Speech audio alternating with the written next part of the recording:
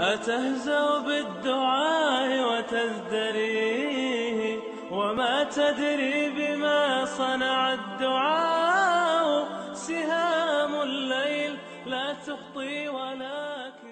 Dans cet épisode, on va parler d'un homme qui était surnommé As-Siddiq, le véridique de cette communauté. Dès qu'il a entendu la révélation, il a cru en Mohammed sallallahu alayhi wa sallam sans hésiter une seule seconde. Cet homme, c'est le premier homme qui s'est converti à l'islam. Qui est-il? C'est bien sûr Abu Bakr Abdallah ibn Abi Quhafa. Avant l'islam, quand il était jeune, son père, il avait l'habitude de l'emmener dans une chambre où il y avait des idoles. Et il lui disait: « Oh Abdallah, voici ta fierté et tes immenses idoles. » Donc son père, il voulait introduire dans l'éducation de son fils l'adoration des idoles. Abu Bakr, il dit: « Lorsque mon père est parti, je me suis assis, j'ai regardé les idoles et je leur ai dit: vous ne parlez pas? Aucune réponse. Si j'ai faim, vous me nourrirez? Si je suis malade, vous me guérirez? Pas de réponse. Puis il dit: j'ai pris une pierre, j'ai frappé une idole avec et elle est tombée raide sur sa face et je suis parti. » Subhanallah, il n'a jamais adoré aucune idole, il n'a jamais bu une goutte d'alcool et il ne s'est jamais approché des turpitudes. Qui était cet homme? C'était Abu Bakr Siddiq, le véridique, celui qui est sorti inciter les gens à Allah dès qu'il a entendu l'appel à l'islam. Il est revenu avec 6 personnes.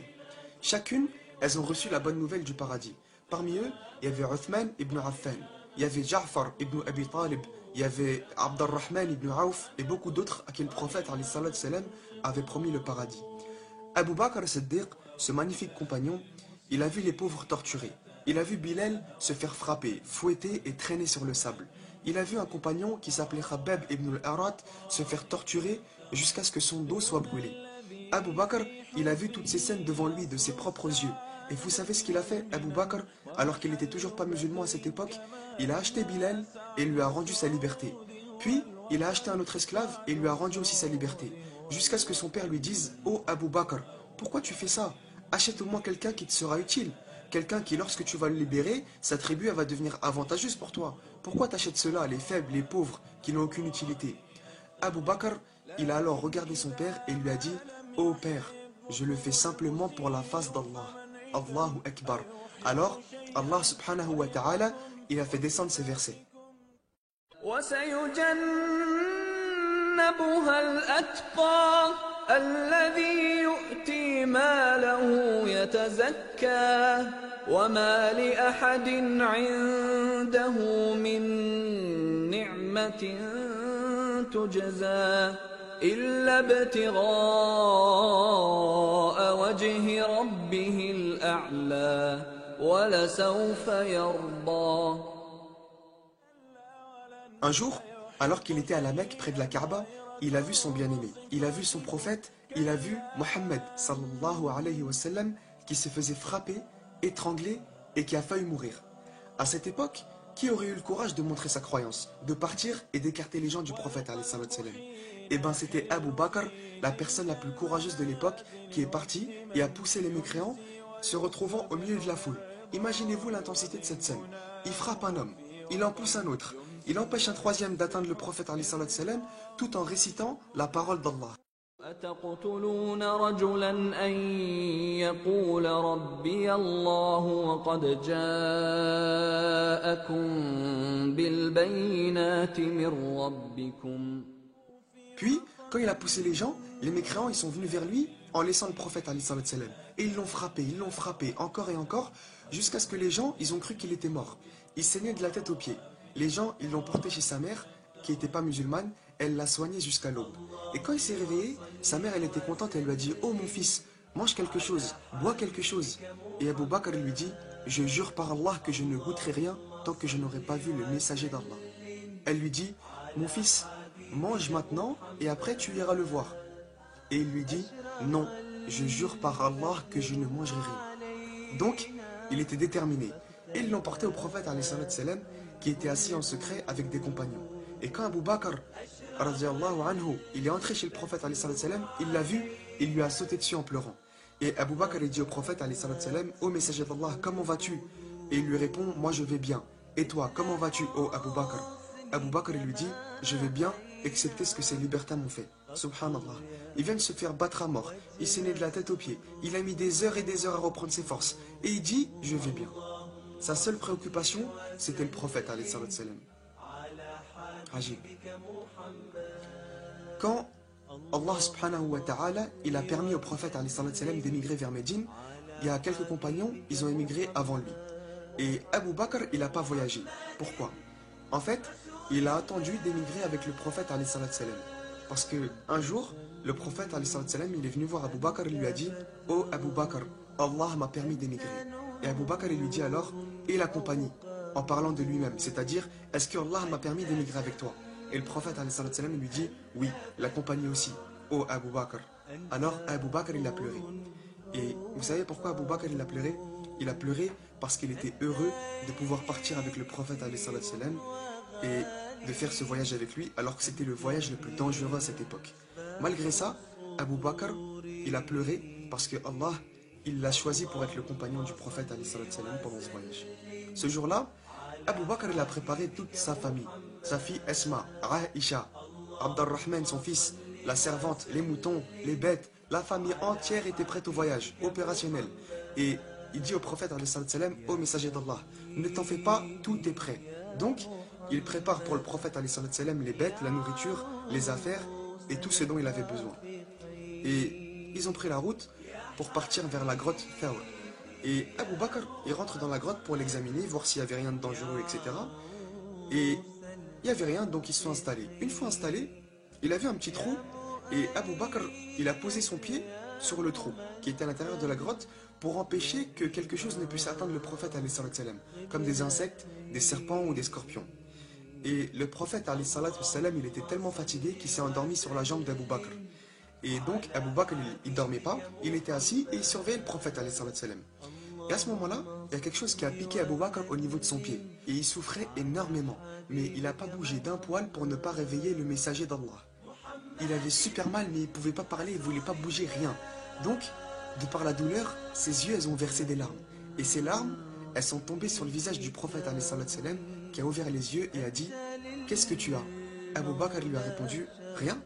Et le prophète, alayhi salatu salam, il répète une seconde fois, qu'est-ce que tu as? Abu Bakr lui dit, quelque chose m'a piqué, mais je n'ai rien, ça va. Le prophète, alayhi salatu salam, lui dit, montre-moi ton pied. Abu Bakr lui montre, et le messager d'Allah, il souffle dessus, et le pied de Abu Bakr, il a guéri comme s'il n'avait jamais été piqué. Subhanallah. À ce moment-là, les mécréants, ils sont arrivés à la grotte. Et ils étaient juste devant l'entrée. Et Abu Bakr, il a eu peur, et le prophète, alayhi salatu salam, il lui dit, pourquoi as-tu peur, ô Abu Bakr? Abu Bakr lui dit, ô messager d'Allah, si quelqu'un regarde, il verra mon pied, et ils nous verront car la grotte est ouverte. Le prophète, alayhi salatu salam, lui dit alors, ô Abu Bakr, que penses-tu de deux personnes dont Allah est le troisième? في الغار إذ يقول لصاحبه لا تحزن إن الله معنا فأنزل الله سكينته عليه. C'était Abu Bakr Siddiq, le compagnon du prophète, alayhi salatu salam, durant toute sa vie.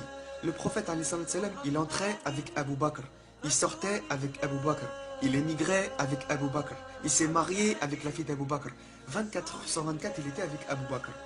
Avant sa mort, le prophète, alayhi salatu salam, il a dit, ordonnez à Abu Bakr de guider les gens lors de la prière. Aïcha lui a dit alors, Abu Bakr, il ne va pas supporter, il va se mettre à pleurer. Et le prophète, alayhi salatu salam, il a dit encore, ordonnez à Abu Bakr de guider les gens lors de la prière. Subhanallah. Le prophète, alayhi salatu salam, en personne, il n'a pas accepté qu'une autre personne guide les gens lors de la prière en dehors d'Abu Bakr.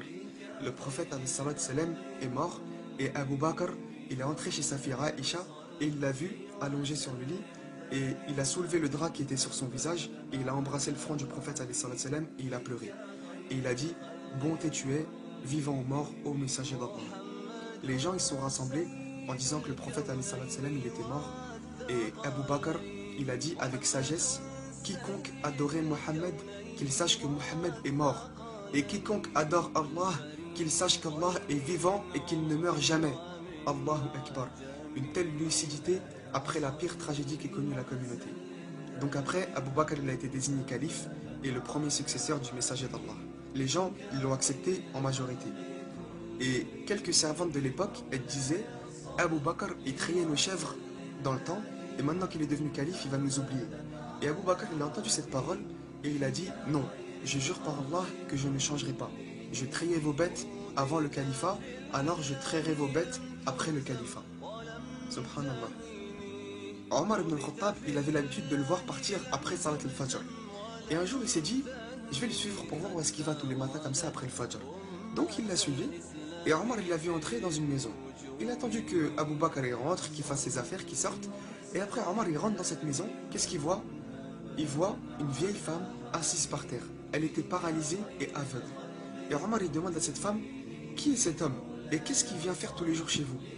Et cette femme, elle lui dit, il vient chez moi, me préparer à manger, laver mes vêtements et me faire le ménage.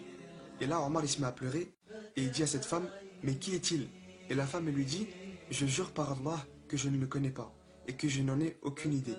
La femme, elle ne savait même pas que c'était Abu Bakr as-Siddiq, le véridique, le calife de l'époque, qui allait la voir tous les matins après le Fajr pour faire toutes ses tâches pour elle. Subhanallah. Avant sa mort, il a donné tout son argent au trésor public. Il n'a rien laissé, ni pour lui, ni pour sa fille Aïcha, ni pour personne. Et Aïcha, elle pleurait et elle disait, par ta vie, la richesse ne serait d'aucun secours au jeune homme en pleine agonie lui serrant la poitrine.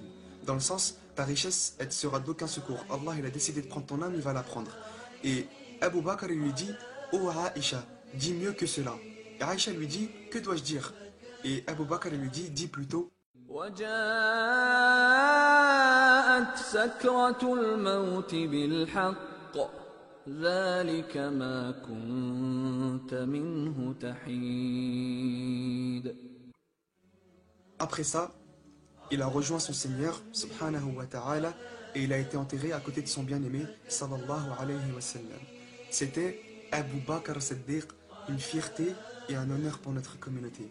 هذا ما أعلم والله أعلى وأعلم سبحانك اللهم وبحمدك أشهد أن لا إله إلا أنت أستغفرك وأتوب إليك والسلام عليكم ورحمة الله وبركاته.